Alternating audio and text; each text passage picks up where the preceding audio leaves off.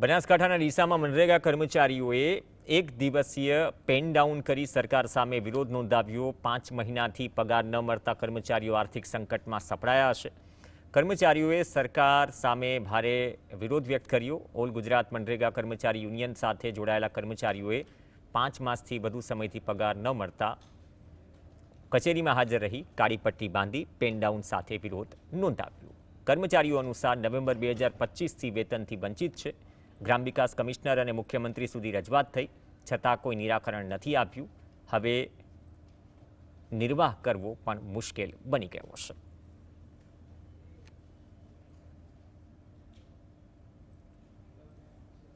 કરીએ છીએ તાલુકામાં આવીને કામગીરી બધી કરીએ છીએ, પણ સરકાર પગાર કરતી નથી 5-5 મહિનાથી। રજૂઆતો ઘણી કરી, પીએમ સાહેબને પત્ર લખ્યો, કમિશનર લખ્યો, અધિક કમિશનર લખ્યો, નિયામક સાહેબને પત્ર લખ્યો, પગાર થતો નથી અને કંઈ જવાબ પણ આપતા નથી।